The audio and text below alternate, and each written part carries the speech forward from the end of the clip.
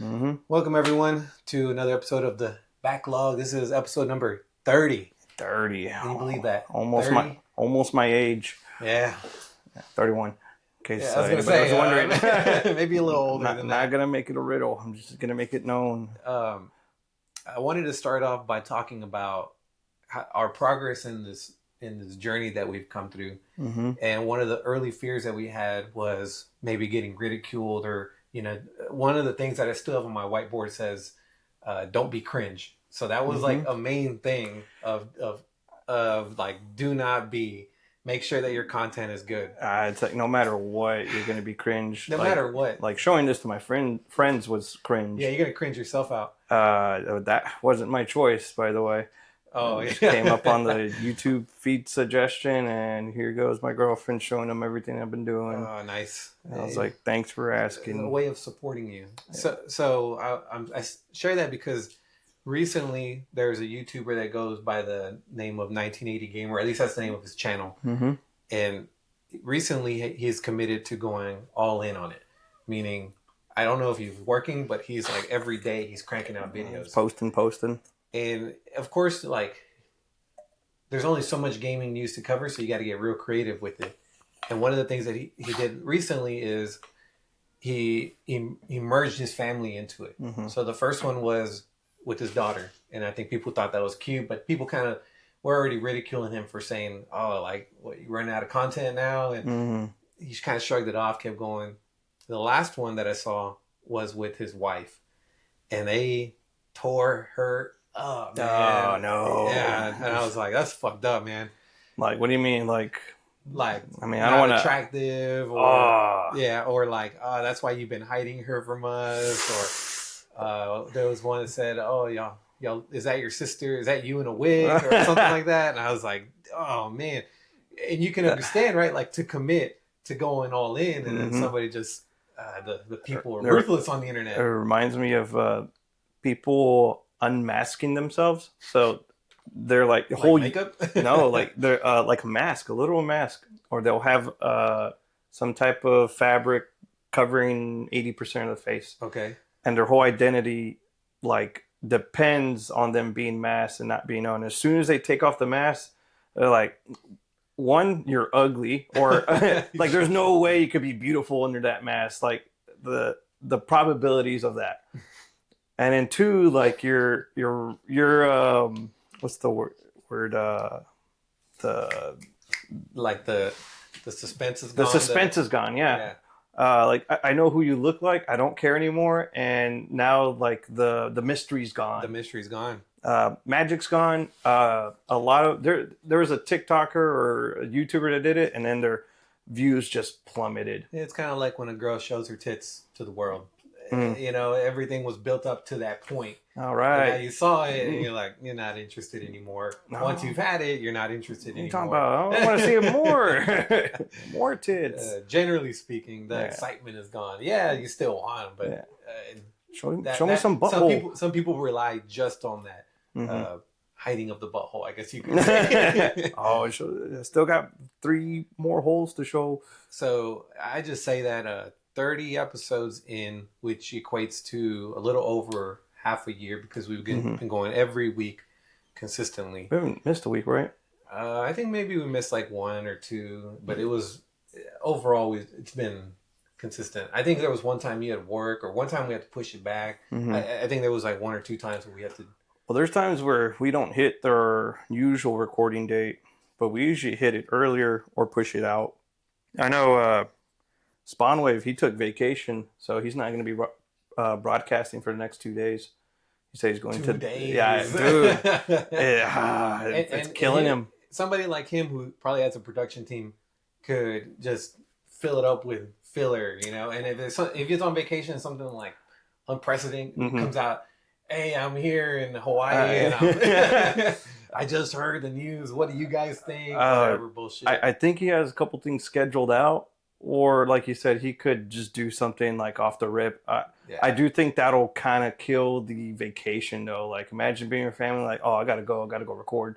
It's pretty cool though that he keeps the audience informed that like he's got a regular life. You know, he's not Fucking just like dad. I think that's how people can connect to viewers nowadays, or to anybody making content. Yeah, I can allow this. I can forgive him because he notified me in advance. Like Approved. like I guess no matter what, you're always going to report to someone something. You're always going to have a boss, and in the YouTuber's case, the boss is the people. True, and not only that, you're putting PTO in. You're working for the algorithm and the system because you fell off too long. Well, yeah, we're gonna restrict your content from reaching maximum viewers or whatever. You know, I was feeding you 50 viewers per week, but I was making it easy for you. I was gonna have to take some away. I guess you're not taking this shit seriously. I guess you don't want it. I guess you're not even paying me. I took a day off.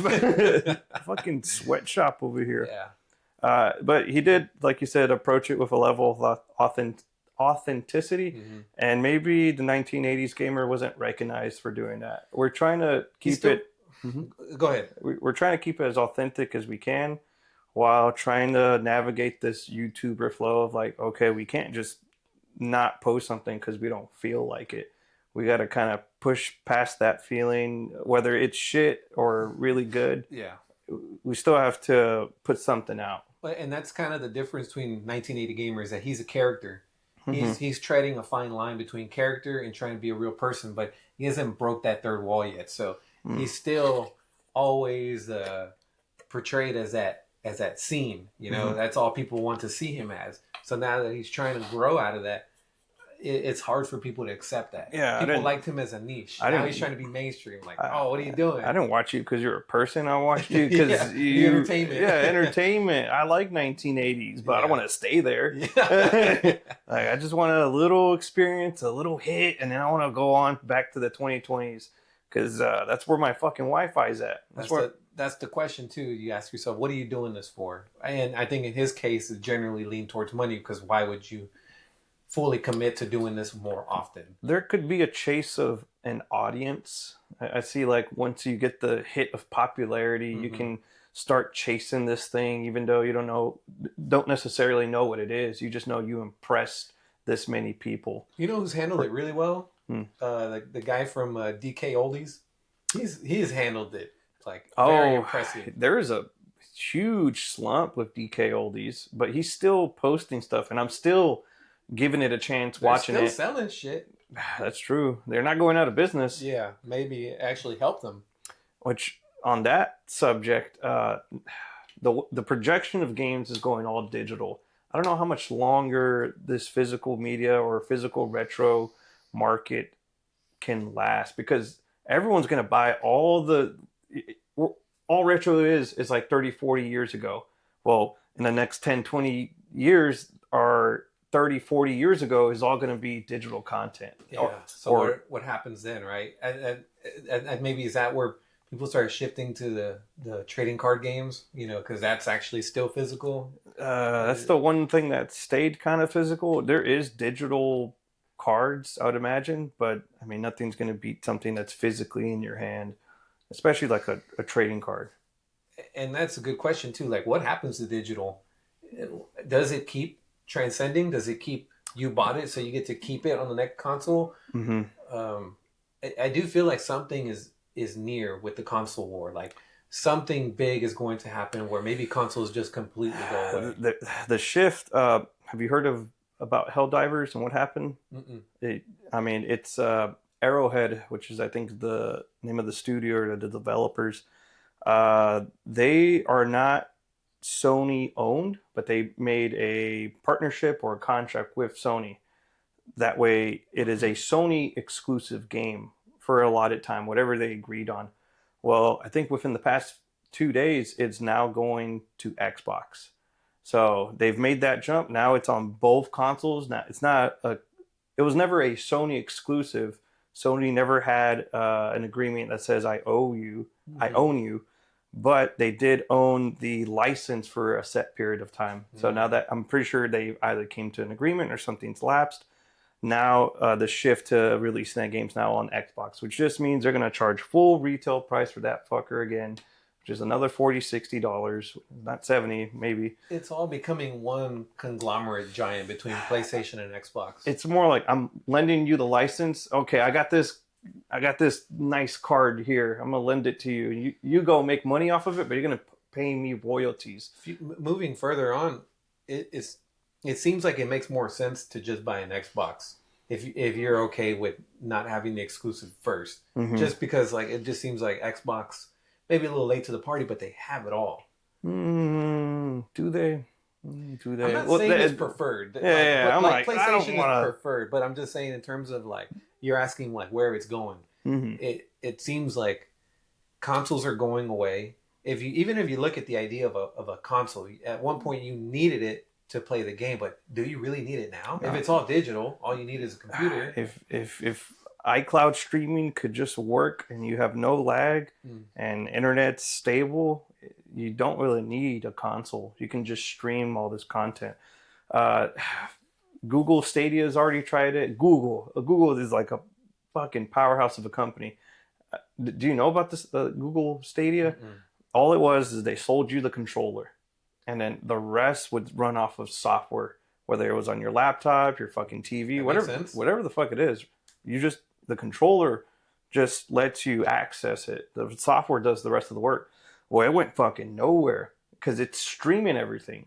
So you're not playing the game in real time. It's getting played on a server somewhere, and then it's getting sent to you. I experienced that I had the PlayStation Plus Premium, and I would download games, and every now and then, actually very often, there would be a major lag in the game, or like it would just like boom, just stop playing.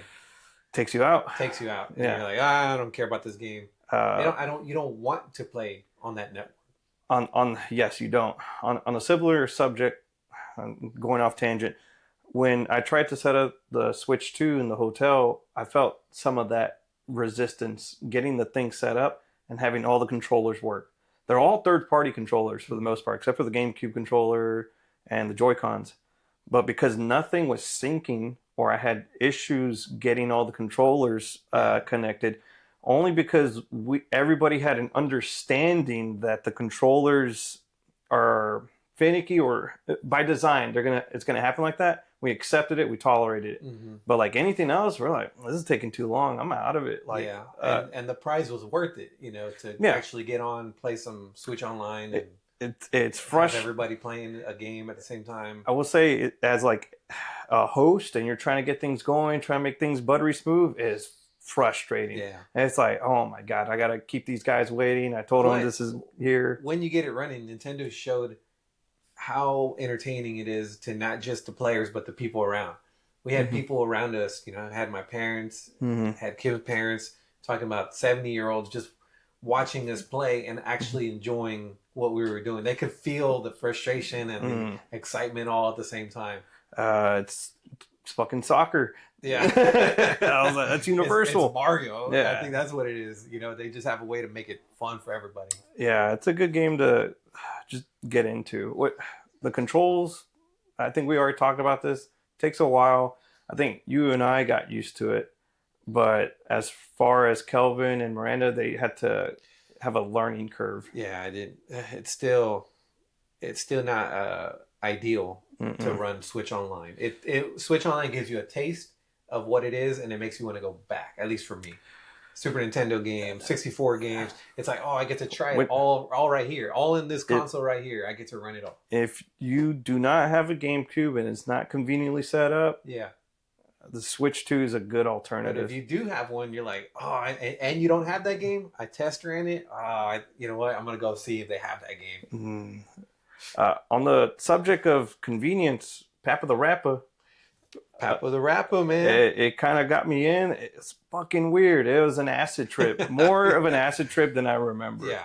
Which I guess can definitely turn heads when you're at a Walmart and trying to try out a demo, because that's how it was marketed. It was... Yes, I remember going to, I think it was at Sears when I first played it. And they just had it there, just readily available for you to run and play. What is this? Fucking greasy controller. Yeah, for the public. But it got everybody to try it out. That's why it was a perfect demo game.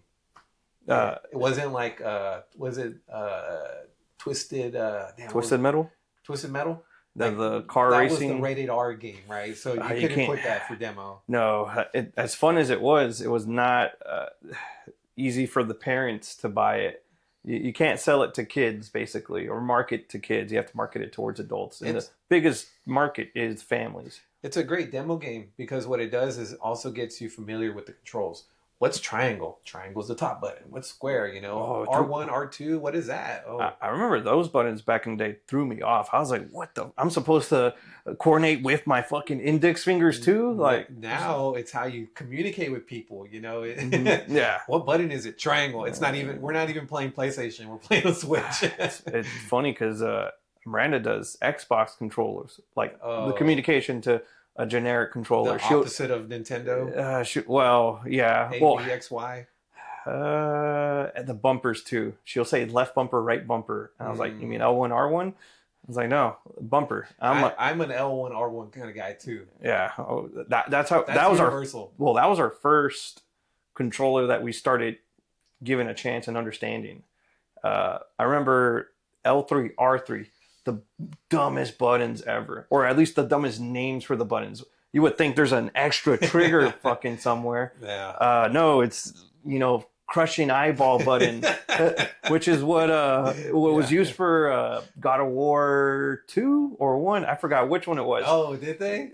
That's genius. So there's a you actually feel hold the button. He's what did he do? What's his fuck? I don't know. It's one of the gods. He gets him. He corners him. He beats him like a little bitch, and then he gets his eyes and then like shoves his thumbs into them. I probably played it and didn't even notice it. No, I was like, oh, that was cool. Like I felt like I was crushing his eyes. It'd be funny if there was resistance, like it's pushing you back. They had it for the rated triple X scenes. Yeah, I remember you gotta. Oh, this is how you fuck. You do quarter circles. Wait, what? Full circles. You don't remember? No, what game was that? God of War. It has like a fuck scene. Yeah, well, you don't get to see it. It's off scenes, but there's like basically equivalent of Guitar Hero. Like you press buttons in you're going too fast. You start slow and then speed up. No. God of War style. You just mash. You just go circle. You don't care about the speed. You care about execution. Kratos style. Just get it done. That thing came back. It was a returning mechanic for 1, 2, and I'm not mistaken 3. And they're like, this thing sells. Gotta keep it in. I gotta keep innovating. Just when I think about sex scenes in a game, I think about Grand Theft Auto 3. The car. Prostitute, you take her out into an alley. You lose money, get armor. Yeah. I don't know how that works. The car gets squeaky. Grand Theft Auto 3 was it was so extreme on everything that it was doing. It gave you everything. It gave you all of adulthood. Do you remember the fire truck running the hose backwards? You have somehow fucking momentum. Or a tank, you're shooting it backwards so you can pick up speed. You just keep building the momentum off each shot. Yeah, great times. Cheat codes were pretty difficult to get them running. I feel like I still have them somewhere in my brain. Not me. I remember writing them down though. I remember just filling up with money. Removing the cop stars. Yeah, that was a good one. That was a necessary one. Tank just shows up. All right, now give me 5 stars. All right, take it away. I wasn't ready. Shit, fuck! I keep increasing it. There's a 6-star. I think that was SWAT. You get military.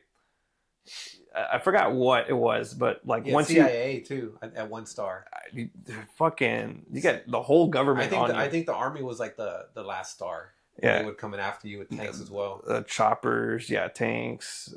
They're ready for blood. So on other great games, we also ran a game called Dragon Blaze. Yes. Was that the one? The one with the dragon. Okay, that one was really good. That was a really good shmup. Yes. Out of nowhere, it was a good deal. So there was. Switch was having a sale. I guess they're just fucking getting rid of Switch 1 games now. Just please fucking buy it. I know it does feel like that. Like, Switch 1 cases, Switch 1s. There you go. Fucking, I gotta get rid of this. I gotta make room for don't want these anymore. Which, it's the only thing that's out right now is Switch 1 games. And there was a video I was gonna click on the initial phase of the Switch 2. Like how it's performing, how it's doing. What's this initial phase that Switch 2 is in, the introduction? How is it doing? And I don't think it's doing that well. Like you got Mario Kart World and you got the rest of the Switch 1 library, but if you bought a Switch 2, you want the next thing, and I'm not necessarily getting it myself. So it's kind of a drought right now, a necessary drought though, because they got to like stretch this out. Everybody's got to develop for it. Yeah, I think they didn't have anything, so now they're kind of scrounging and giving you this bullshit. Mm-hmm. So they gave you like the HD Zelda games. Oh yeah, the remastered. Which I was like, why are you making me pay for it? It should be a natural bump up. If you already bought it and you get it for an extra, what was it, $7 or $10? I think 10, 15. I think that's a pretty good deal. But it's scrounging. You know, yeah. it's not like worthy of having to buy another console yet. If you've never bought them and I don't know why you wouldn't ever, like those are flagship titles. Maybe you just don't like Zelda, you didn't try it out, and that's the only thing that's out. It'd be a great time to get into. But you know, for people like us that have already played it, there's not much else to keep me going. There's Tony Hawk around the corner, which is cool, but that's not the game for the Switch. That's like midlife console game. Like you're in the middle of it, you have the rest of it. Okay, what's out there? What's other third party games? Which I haven't played 1 or 2. I hear it's good from yourself and from pretty much everyone. Yeah. Everybody loved this game. They supposedly, you check me, they did it justice, they did it right, and it was still fun. Maybe the core mechanics are just genuinely fun. And basically what they did is they took the latest revision of Tony Hawk and dumped it back into 1 and 2, like the mechanics, the graphics, everything. And not only that, like it's like going back and playing a remastered Mario Sunshine or something. Like there's a lot of nostalgia to that game. You remember, and the controls. If you've played this game heavily growing up, then it just clicks. It just starts. You just pick up everything right up. Like even Calvin was like, "Man, how are you so good?" Like just I'm like, I grew up on this. Like decades. Yeah. I got decades on you, bro. I came in with luggage for this one. I'm just like ching ching ching, just doing specials and grind specials. I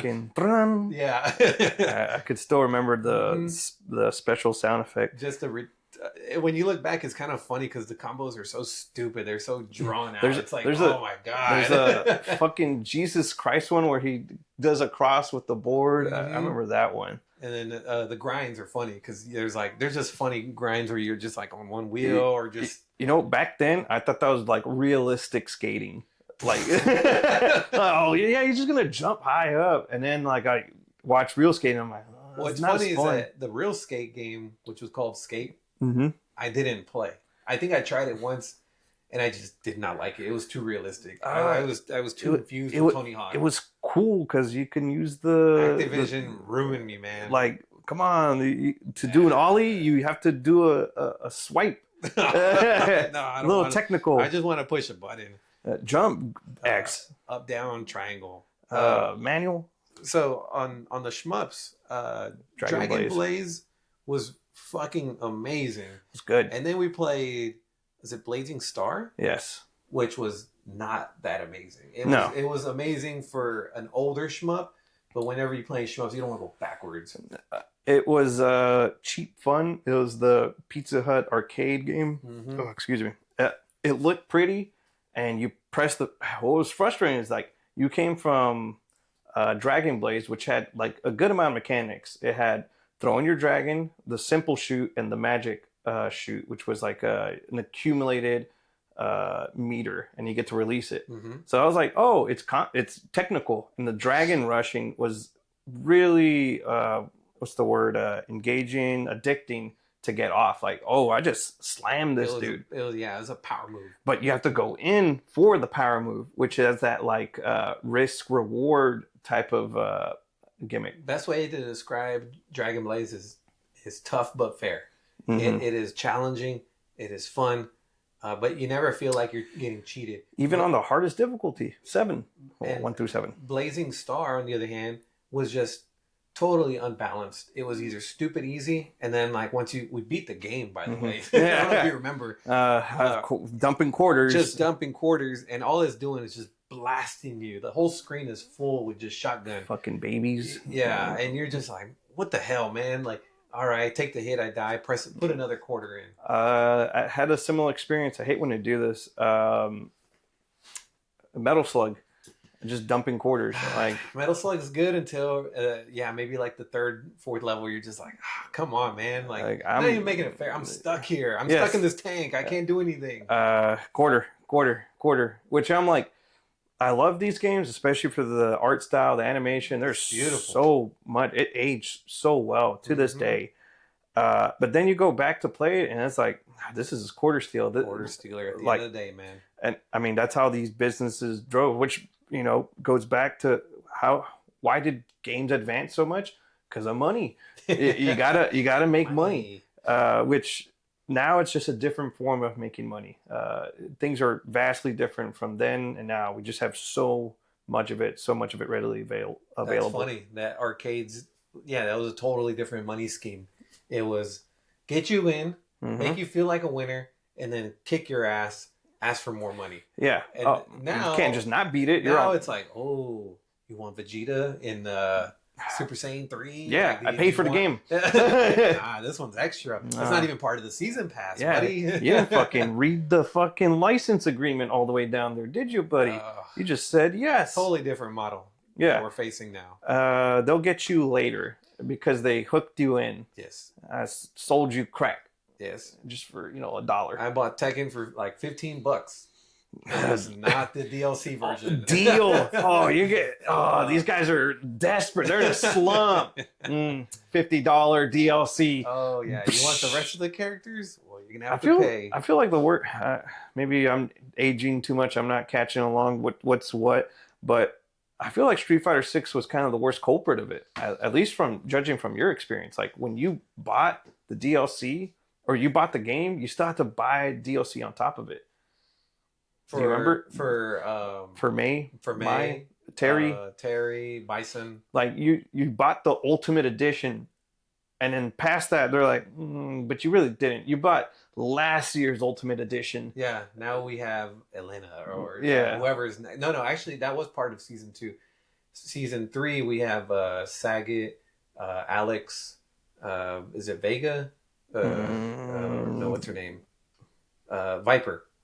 And then somebody else. The newest season? Mm-hmm. That's the one upcoming.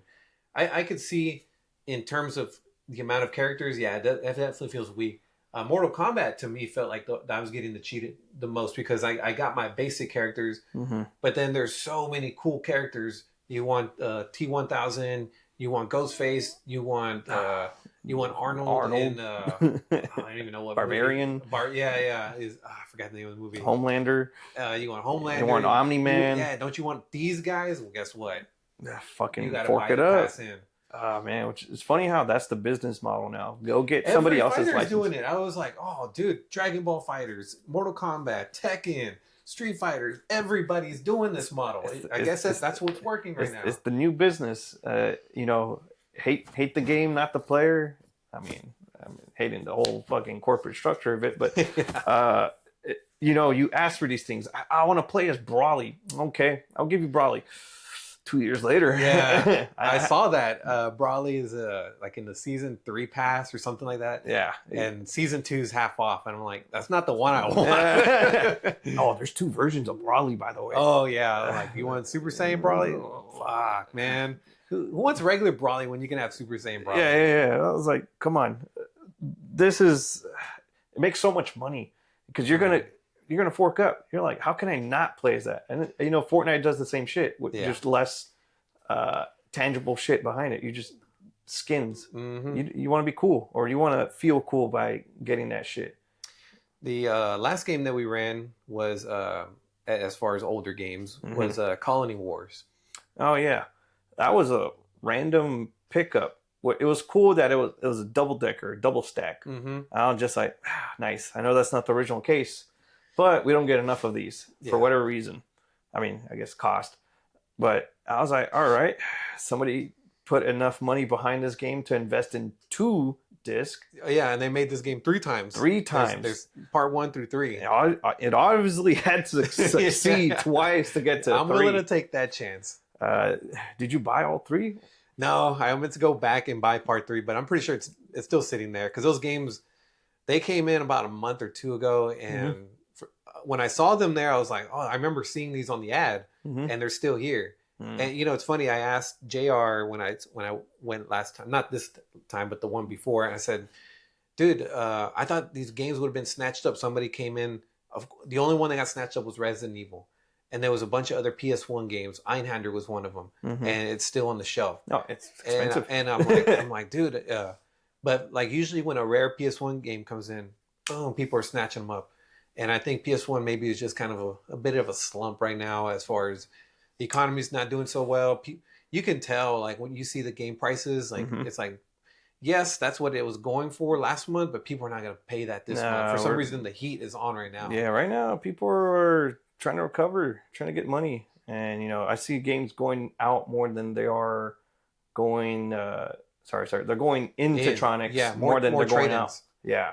We're seeing a lot more stacks go in, which is, I mean, I'm fine by. I love seeing some of these. If you got money, now's the time. Fucking Earthbound. Somebody had to sell their Earthbound or trade it. I was thinking about that. Somebody right now is going to a game store right now, or you could say a pawn shop or whatever, but specifically a game store, and they have this CIB item. It's perfectly clean. They've had it since they were a child. Why would you get rid of it? And they're like, I need the money. I'll go suck some dick. I'm keeping my Earthbound. How much I can get for this?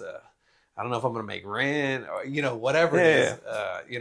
College or my car or whatever. How is it that I have this thing here, but I can't pay the bills? Oh, fine. I give in. Did I tell you remember when I first bought the GameCube, I went to Austin, I showed the receipt, and I spent like $400 or whatever.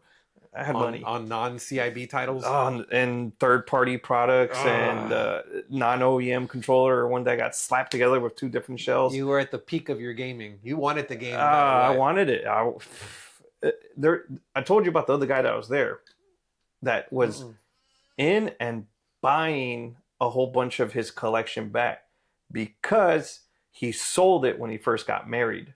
And then he got divorced, and then he's in with his new wife or fiance, whatever. That's quick. It didn't all get snatched up. Well, he wasn't buying it back. Sorry, let me rephrase that. He sold it off, got rid of it, and now he's building it again. Okay. So, what was to his wife immature or another step to growth, he just ended up going back. What was it? I don't know if you saw that movie, Saving Silverman, where his chick makes him throw away all his old records and stuff, and he's there. There's a fire, and his friends aren't there. They're about to show up, and he's just burning all these old records, and his friends are like, "What are you doing?" I'm growing up. Oh man, that's a bad situation. I was like, well, good thing you got divorced. Going back to having fun, or another midlife crisis. One of the two. You're gonna have a good ride. We trip about a couple $100 for a game, but there's car parts that easily can exceed that very quickly. And if you're trying to, there's many other hobbies that are more expensive than gaming. So I like the hobby that we're in. $100 is like, oh no, but compared to $1,000 TV. if you were trying to race your car or I don't know, there's just about any other hobby is a lot more expensive than that. And we'll wrap it up. Gardening. Wrap it up on. We got a couple of comments. One being on the steel sticks. Which actually, I think he was saying, couldn't it just be solved with a cap? We were talking about the height of of the GameCube controller going on the N64 controller. And he was saying, couldn't you just put a cap on it? Who said that? I don't know. Commenter? I don't. Yeah. Okay. Who are you talking? Bobby. I looked him up. I don't read his name. I see the comment. Yeah, I just see the comment, and I was like, not really. I don't feel like a cap would solve that problem. But like a thumb cap. Oh, okay. I guess that's what he meant. But I think you put a little thumb condom on it. No, I can't see it. It's something about the height, you know. And Also, then, the width of the stick does matter. yeah, Like how far you can lean in. Yes, how far you lean in. The moment arm, like because it's so narrow, you have a little bit more torque on it as opposed to Yeah, a thinner or wider base. you want them thinner in this case. Yes, thinner. But longer. the steel sticks could, I guess it could be a solution. From what I saw, again, this is all hearsay from the N64 speedrunner community. A lot of these guys go to their N64 controllers. Like it's known. Like like if it's not already obvious to us, it's completely apparent to them. You are gonna go through an N64 controller if you're using proprietary proprietary controllers. If you're using OEM controllers, which some people grew up with that, this is how it feels right to them. Any other controller wouldn't do the same or feel the same. You'll need to modify your stick in order for it to last long and not get burned out. And that steel ball bearing is like I want to say fail-proof, but it reduces the chances of that thing getting fucking steel compared to cheap, flimsy plastic. Yeah, I would imagine steel gets worn down. I mean, depending what it's rubbing against. But yeah, the longevity is so much better than a plastic controller that's just plastic on plastic. They're not available, and I did hear that they've fallen off real bad with their production. I don't know. This was just on Reddit, so it could be bullshit. But apparently that like they never came back to produce more. Oh, like the manufacturing process just never went. Yeah, up. they're just lazy. Try next month, and then they just never. Years went by. It reminds me of our 8 and 2, but there was some level of commitment to get it to you. Maybe they just got overwhelmed and they didn't have the solution, but they still kept going with their, I maybe read it wrong, but Castlemania just came out with an email stating that they got a new system and that every month that they were going to notify you of where it was in the progress. Still not manufacturing enough 8 and 2s? Well, I'm sure they got other things too that they're dealing with. I know it's niche community, but I was like, come on, at least crank this out, get it out of the way. So the other thing that aligned that topic was the Flippy drive. Mm-hmm. There's a lot of people that are upset that they haven't got their Flippy drive yet. Still. And of course, we came in at pre-production. So we already knew what we were getting ourselves into. I think we waited maybe 8 or 9 months. Yeah, it was a good while. We were in the know. Fucking Nacho did a good service. Maybe a little too good. Many people came in after release, which was actually probably the worst time to come in. Yeah, everybody already knew about it. Yes, because the delay got almost longer, where they had the flexibility, and then that was before the tariffs and a bunch of other shit. And fucking tariffs, man. I don't know if even that's really true. How much did tariffs really impact their production line? If you're getting cheap parts, it's gonna affect it. So much so that they came out with a newsletter saying that they were starting to do a lot of the work themselves, which is like, oh, now you're designing it and building it and answering questions, and it's like you bit off more than you can chew. You didn't know what you're getting into. But what an amazing product if you have it. Yeah, I have it. It's still over there. Oh man, there's somebody who's just like, I just need one, and you're just chilling there. I don't want to fuck it up. There's a chance you can fuck it up, and then you're screwed. Yeah, I was like, we don't have a third one. I mean, you had the third one, and you still made it work. Yeah, but I was like, I think I'm just gonna give it to you when I didn't have an emulator for the GameCube, so this was my way in. This is a really good way in. I think the only issue the price went up. Remember, we came in at I think it was like $25-$30, and then it went up to like $50 now, and they're still not getting their orders out. Something I noticed, I think your disc reader wasn't working. I don't know. Maybe I fucked that up. Yeah, I was like, I don't know. Which was kind of half the point. It was. I was like, you could have bought something else at half the price, twice the convenience. I'll just download it. I mean, no. It is. That was like, because you didn't have it already installed, I had to get the disc, but your disc reader wasn't running. So I was like, all right, well, there goes that convenience factor. And there's one more comment somebody left, which was that the possible reason for production delays is that Nintendo is that Flippy Drive is perhaps maybe in some legal troubles with Nintendo because not so much the emulation part, but the fact that your GameCube is acting as a burner because Flippy Drive allows you to put the disc in, burn it from your GameCube player onto your emulator. So I can see where like Nintendo would have no power against the whole argument of, well, it's your game, sure, but our device was not meant to do that, and I but unproven. But I could see the argument in Nintendo saying I could see the argument, but it's my console. It's 20, 30 years old. What are you doing protecting it? Well, look at what they're doing now. Switch Online. Yeah, but that's now. Oh, well, I guess. You know what I mean? Like that, you're fucking with my market. Yes. Kinda. But usually those people that go out of their way to burn it and do all this fucking legwork. Still buy it. Still buy it. I still have both 4 versions. I don't know how many versions of fucking Nintendo games I have. If anything, it's part of the cost of business. You got to have some dirty work in the background where people are getting it for free. You try it, you play it, you like it. Now you want your own copy. That was part of the business plan. But you can't be a bitch and you have to enforce your rules.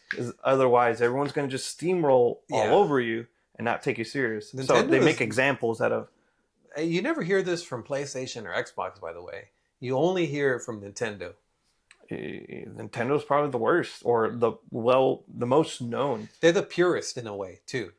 You know, where Xbox and PlayStation are having orgies in the background. You know, Nintendo's not fucking sharing anything. Husband, wife. Who is this guy? No, get out of here. What is he still doing here? Nah, that's Xbox. I don't care if it's been 20, 30 years in a relationship. We are having missionary. You will look at me in the eyes. Yes, it's going to be great every time. Turn the lights on. Yeah, we're not going to... lights on. Fluorescent lighting, baby. Neon. Anyways, yeah, Nintendo is a big enforcer in their fucking rules, which I guess when you get that big or that serious, and also they're from, so is Sony. They depend on it too. Nintendo really depends on you not fucking them over. Xbox and PlayStation a bit more complex. They don't even, they're not worried Nintendo's like, that's my fucking Mickey Mouse. You're not fucking my Mickey Mouse. Yeah, bit of a Disney thing going on. If you are fucking him, we are profiting off of this. I have to watch. I have to watch. I have to be in the room. You pay me. There's no way you're getting this for free. There is no mutualness. Any closing points? Other than stop killing gaming, I think that was the last thing, or that was one of the few things I couldn't get the name out. Where the initiative... What you were talking about last week? Yeah, protecting games that you've purchased is something that we tapped on a little earlier in the video. It's getting some traction. They got 1.2 million signatures, and that was the last time we were talking about it. I think they're at 600,000, and they need it to hit 1 million. Hey, they're over. Kind of. Their goal is 1.4 because they don't know if all 1 million signatures are legitimate. Yeah, whatever reason they need to go above it in case something wrong happens. Yeah, but I looked it up. Pretty much, if you buy the game, you should have some type of entitlement, or you should be aware that it's a service and it's going to get cut off. Which is probably going to be the rule moving forward. They've already probably done it. I think for them, the latest patch had it in there. It's going to be an extra layer of work, which the developers or publishers are going to either have to plan it out and say this is a 2-year game, a 5-year game, a 10-year game. Maybe it doesn't hit that, or it does. They have to honor that. Wow. But they can't. If it's a service they're providing you, it's different. But since they're selling this as a product, you need to be aware that this product has some type of lifespan. They may win this battle, but they won't win the war. Because they just change the legalities from here on out. From what they phrased it, there was a response, and it's from like a representative from a lot of these major publishers, is that like a safety concern is part of it. We can't just have it out what's the word, unaudited or basically we can't promise you to be protected in that raw form, and that's something they're leaning on. Like the service depends on us being operative under our terms, and we don't want to be liable if something bad happens because the product is still out there. The best thing they could do is, I mean, I don't know. I'm sure it's a mess. I'm sure it's a mess. Right? It's like somebody has to take liability. There is no easy solution, but I wonder if there's an option where they can just refund the customers a partial amount and be like that's it. Like we're not gonna let you keep it, but we're gonna reimburse you some of it if you still have it. Which who does, you know? Yeah, I can see a kind of a cop out solution to where they wipe their hands with it. Hey, I'd rather pay this, but I'm not gonna own it. I think a judge could side with that and say, look, like it's not possible. So, and also it wasn't there. So let's compromise somewhere in the middle. Or done deal. Or some of these people don't want to put in the effort to have that planning, or they're like, it's impossible to plan for the longevity of a game. Like this game could last me 3 months. It could last me 3 decades. Like you don't know when you're going to get the next Fortnite or the next Anthem or the next, what was the other one? The PlayStation one. It came out for like 2 weeks and then it got pulled out. Oh, I don't remember the name of the game, but I do remember that slap in the face. All that production time. Dude, don't worry about it. We got more money. They were in an HBO Max episode. They got featured, and I was like, man, the amount of like, what's the investment? Once something gets killed, you would think fix it and put it back, but no, it's dead. Yeah, nobody wants it. The perfect fart, right? The perfect fart. I don't want it. It's done. It was supposed to be perfect dart, but you mispronounced it. I gotta kill it. It was the best moment, but it's gone now. Yeah, you mispronounced it. It's gone. I can't sell this perfect fart. That's all it is now. Yeah. There she goes off to Africa. Oh man, time to pollute that air. Damn it. Well, good wrapping point. Yeah, appreciate you guys. Perfect. 30 episodes of the backlog, and hope you guys enjoy. If you have any questions, put them in the comments. Yeah, perfect fart. Perfect fart.